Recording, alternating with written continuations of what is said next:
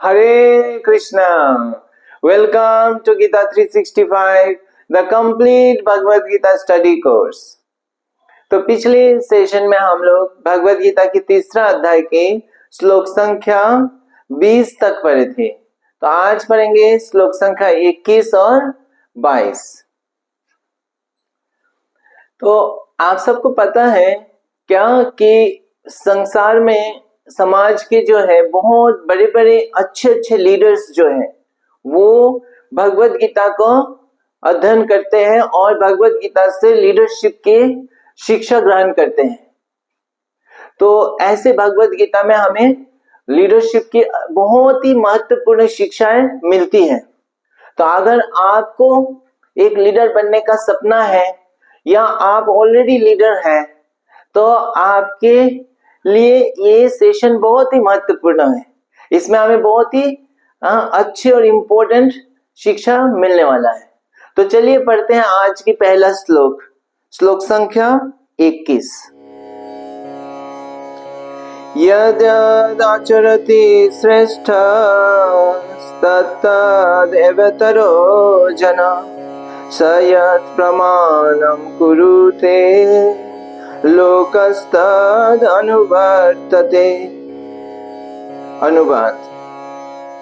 महापुरुष जो आचरण करता है सामान्य व्यक्ति उसी का अनुसरण करते हैं। वे अपने अनुसरणीय कार्य से जो आदर्श प्रस्तुत करता है संपूर्ण विश्व उसका अनुसरण करता है।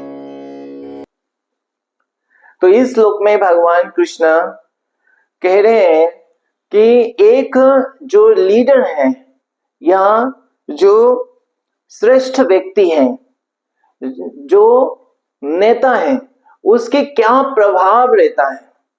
तो कई सारे लोग जो है उनको अनुसरण करते हैं।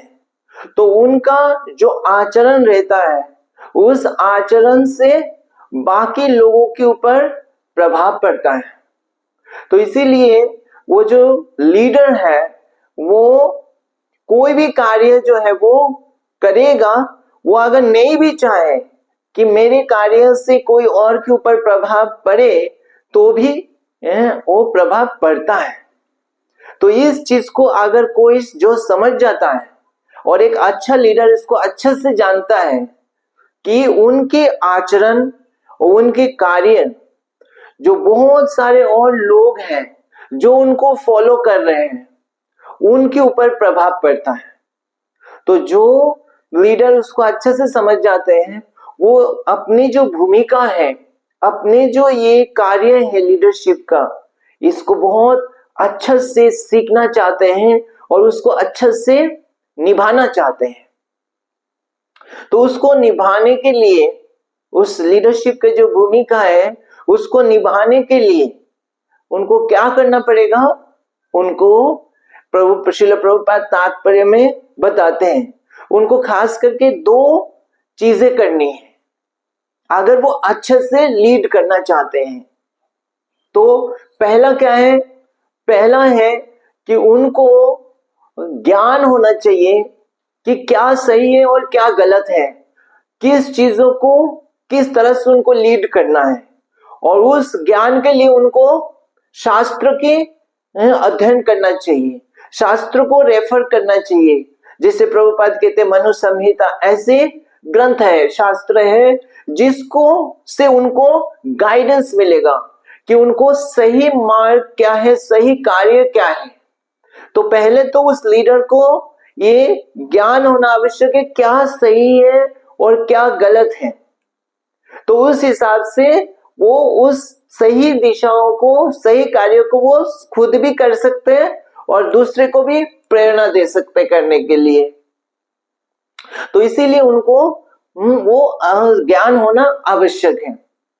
और दूसरा क्या है कि जो वो शास्त्र से ज्ञान ले रहे हैं, जो उनको पता है उस चीज को वो क्या है, वो स्वयं उसको करे, स्वयं उसको करके जो वो करेंगे वो उस चीज को देखेंगे। उनके जो भी फॉलोअर्स हैं, जो अनुयायी हैं, वो उनके आचरण को देखेंगे उस आचरण को देख के वो फॉलोअर जो है उसको करेंगे, और वही लीडरशिप का जो है रोल होता है, भूमिका होता है।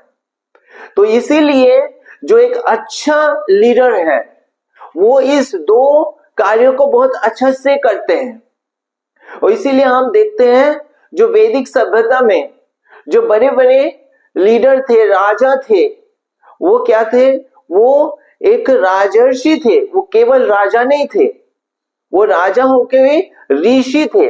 उनको पूरा वैदिक ज्ञान था, जीवन का असली उद्देश्य के बारे में पूर्ण ज्ञान था। और इस तरह से उन्होंने अपना जो है ज्ञान पे होकर जीवन के उद्देश्य को उनको अच्छे से मालूम था, और वो उस कार्य को वो अच्छे से करते भी थे।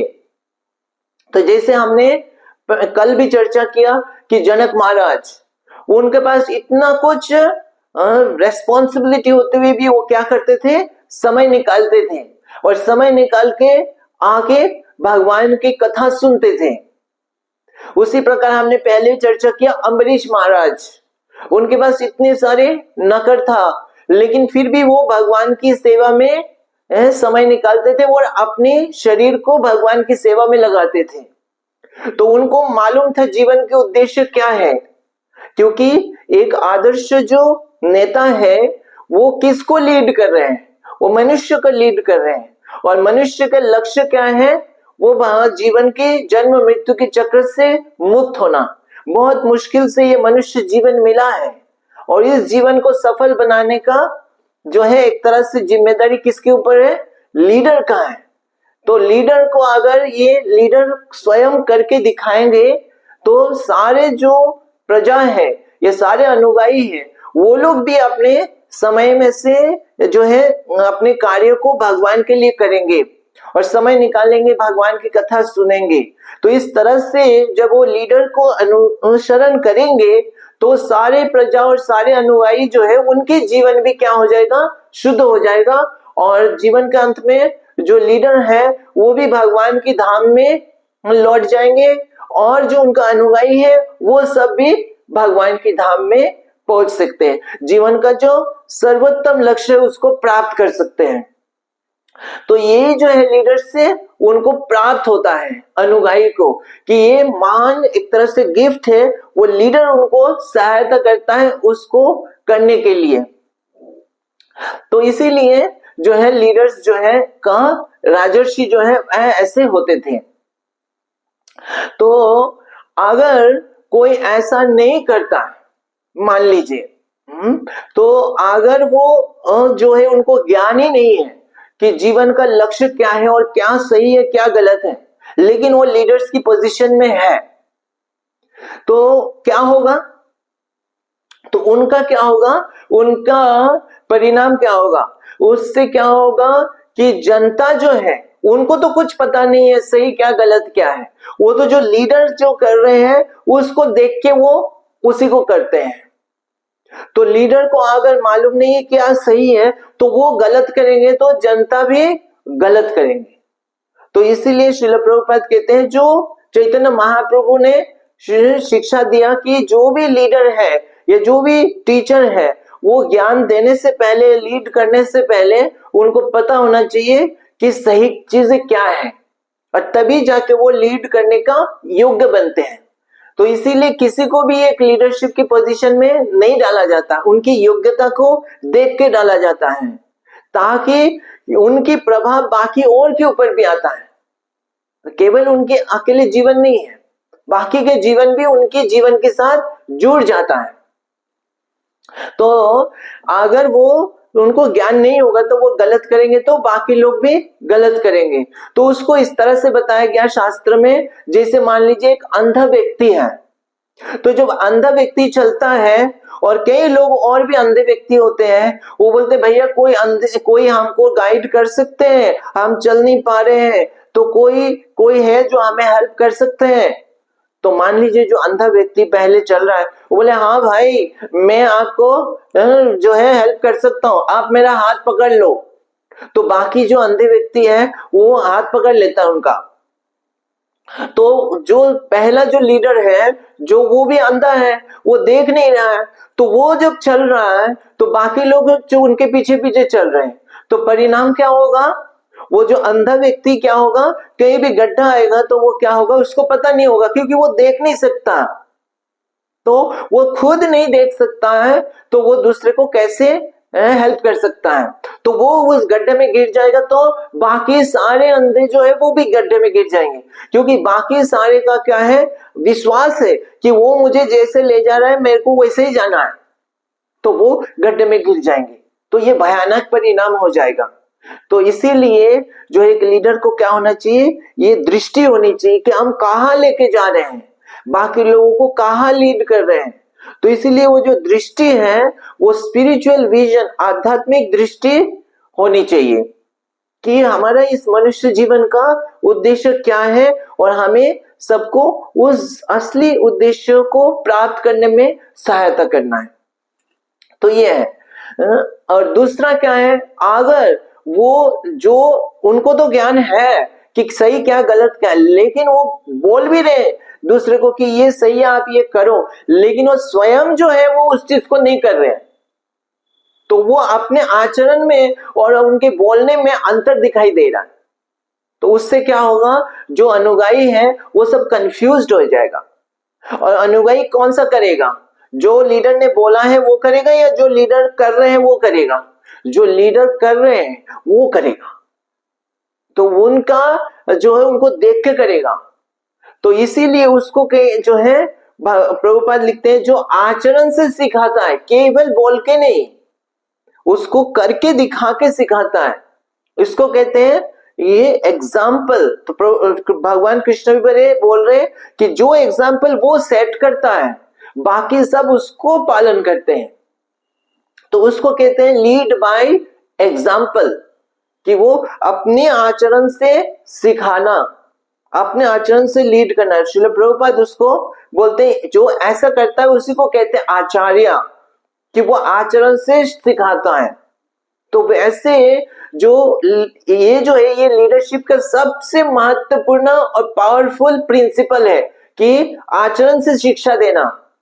लेकिन ज्यादातर जो है समाज में देखा जाता है वही जो सबसे इंपॉर्टेंट प्रिंसिपल है वही सबसे ज्यादा वायलेट होता है, सबसे ज्यादा उल्लंघन किया जाता है।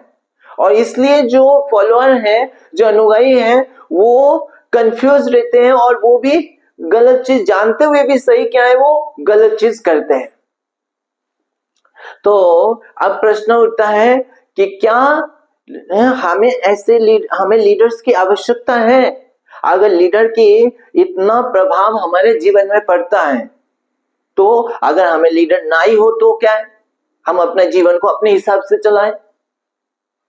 तो इसका उत्तर जो है प्रभुपाद इसमें बता रहे तात्पर्य में कि हमारे नेचर ऐसा है कि हम लीडर चाहते हैं।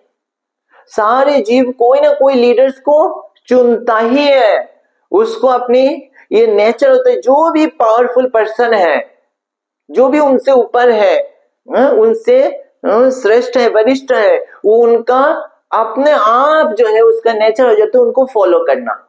तो ये हम ऐसे बने ही हैं ऐसे कि हमें ये लीडर चाहिए। लेकिन सबसे महत्वपूर्ण बात यह है कि हमें लीडर तो चाहिए, लेकिन हमें अच्छे लीडर चाहिए, क्योंकि अगर अच्छे लीडर नहीं होगा तो हमारा जीवन के परिणाम क्या होगा, खराब होगा। लीडर की क्वालिटी के ऊपर हमारे जीवन की क्वालिटी निर्भर करेगा। तो इसीलिए हमें जब लीडर को चूज करने की बारी आती है तो हम सही लीडर को, अच्छे लीडर को चूज करें, जिनको शास्त्र के ज्ञान हो और जो सही कार्य को उसके हिसाब से कर रहे हैं, आचरण से सिखा रहे, आचार्य हैं और एग्जाम्पल से सिखा रहे, ऐसे लीडर को हम चूज करें। अब अगर प्रश्न आता है कि क्या आप लीडर हैं, आप क्या लीडरशिप के पोजीशन में हैं, या आप भविष्य में बनने का इच्छा रखते हैं, और खास करके अगर आप भगवान जैसे चाहते हैं, एक सच अच्छा लीडर ऐसे बनना चाहते हैं, तो फिर हमें इस दो चीज को बहुत अच्छा से समझना है और इस दो चीज को अच्छे से करने का प्रयास करना है।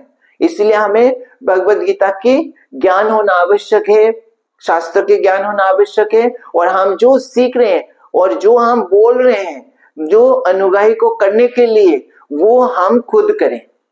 अगर आप बोलते हैं कि नहीं मैं तो लीडरशिप का कोई पोजीशन में नहीं और नहीं होना भी नहीं चाहता हूं, तो उसके उत्तर भी इस श्लोक में तात्पर्य में प्रभुपाद लिखते हैं कि कोई राजा जो है अपने आप लीडर बनता है, उसकी लीडरशिप पोजीशन ऑलरेडी है, तो राजा है, कोई टीचर है, तो अगर आप टीचर है तो भी आप लीडर हैं, और अगर कोई गुरु है तो भी लीडर है, और अगर ये सब पोजीशन में नहीं लेकिन एक पिता है तो भी वो लीडर है, चाहे उनके अनुयायी ज्यादा ना हो लेकिन कुछ हो, लेकिन वो भी तो लीडर है।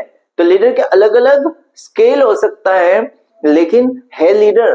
तो हम चाहे 2 लोगों को लीड कर रहे हैं या 2000 लोगों को लीड कर रहे हैं, हमें लीडरशिप के पोजीशन को अगर है तो हम उसको अच्छे से निभाने का प्रयास करें, क्योंकि हमारा जीवन में दूसरे के जीवन भी जुड़ा हुआ है। और इसीलिए भगवान अर्जुन को कह रहे हैं, अर्जुन तुम्हें जो ये निर्णय लेना है केवल तुम अपने लिए सोच के ना लो, क्योंकि तुमको फॉलो करने वाले बहुत लोग हैं, और तुम अब अगर युद्ध को छोड़ के तुम वन में चले जाओगे तो हो सकता है तुम कर भी लोगे सही से, लेकिन बाकी लोग जो है वो तुम्हारा इसको फॉलो करके उनकी जीवन जो है नष्ट हो जाएगा। तो इसीलिए तुम्हें सही एक लीडर की तरह निर्णय लेना चाहिए। ठीक है, तो चलिए पढ़ते हैं अगली श्लोक। उसमें ही भगवान एक महत्वपूर्ण शिक्षा देते हैं। तो श्लोक संख्या 22। नामे पार्थस्ति कर्तव्यम् त्रिषु लोकेषु किंचन नानवाप्तम् अवाप्तव्यम् वर्त एव च कर्मणि। अनुवाद। हे पृथापुत्र, तीनों लोगों में मेरे लिए कोई भी कर्म नियत नहीं है, ना मुझे किसी वस्तु का अभाव है और ना आवश्यकता ही है, तो भी मैं नियत कर्म करने में तत्पर रहता हूं। तो इस श्लोक में भगवान क्या कह रहे हैं? भगवान स्वयं वो कह रहे मैं भी जो है कर्म को करता हूं।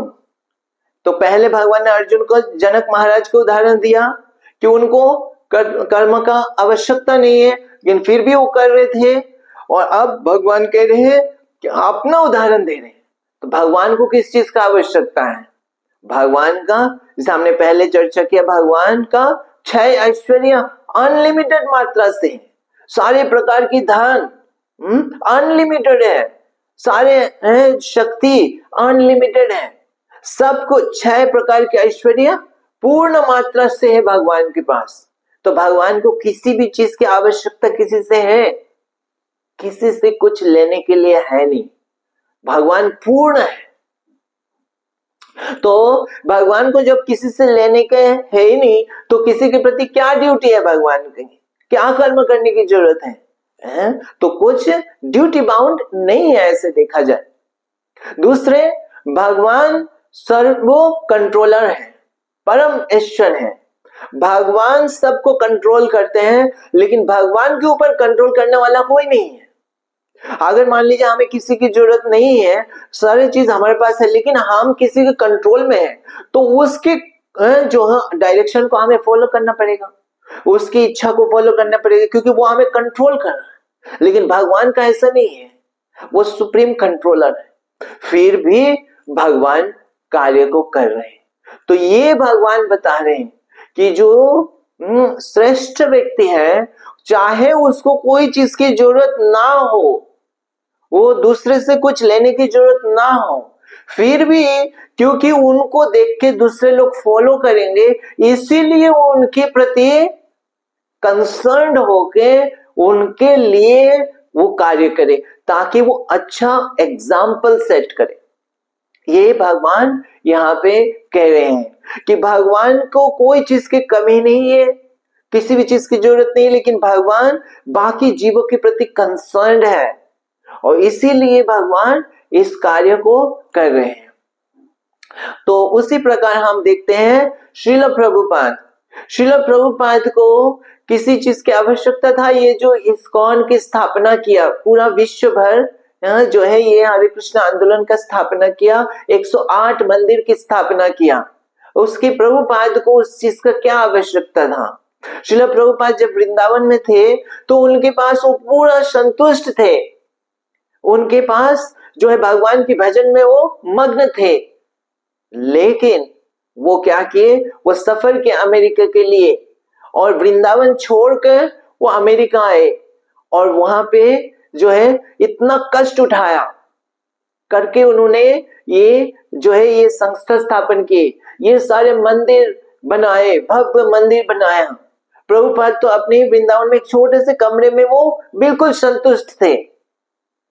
लेकिन ये भव्य मंदिर किसके लिए, वो खुद के लिए नहीं, वो छोटे से कुटीर में वो खुशी से रहते हैं।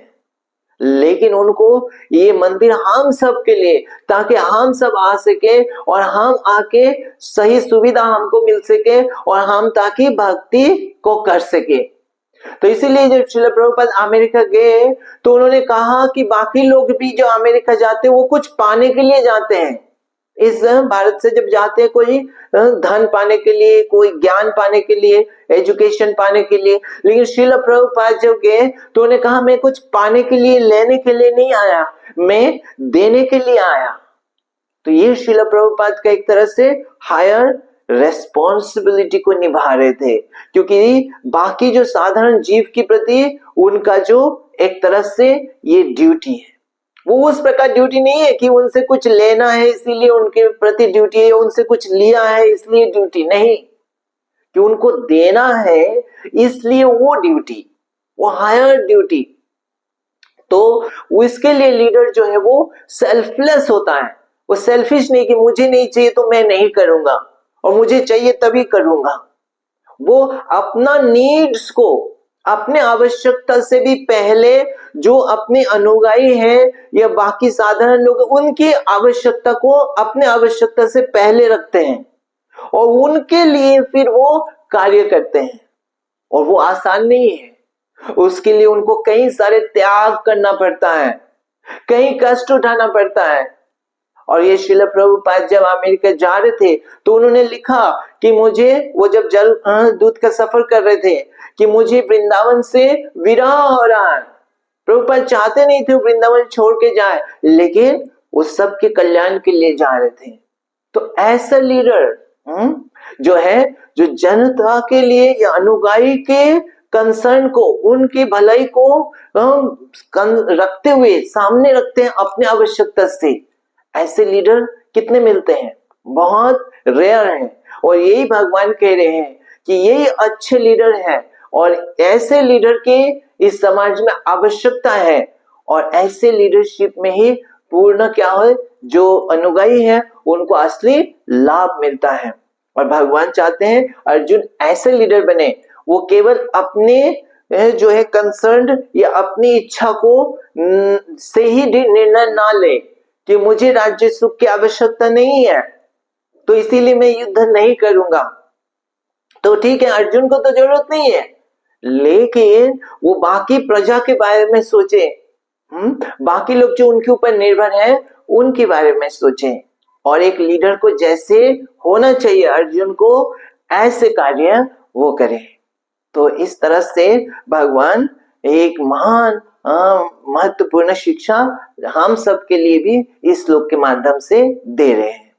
तो आज हम यहाँ पे विराम देते हैं, अगली सेशन में हम पढ़ेंगे श्लोक संख्या 23 और 24। हरे कृष्णा। ग्रंथराज श्रीमद् भगवद गीता की जय। जगत गुरु श्रील प्रभुपाद की जय।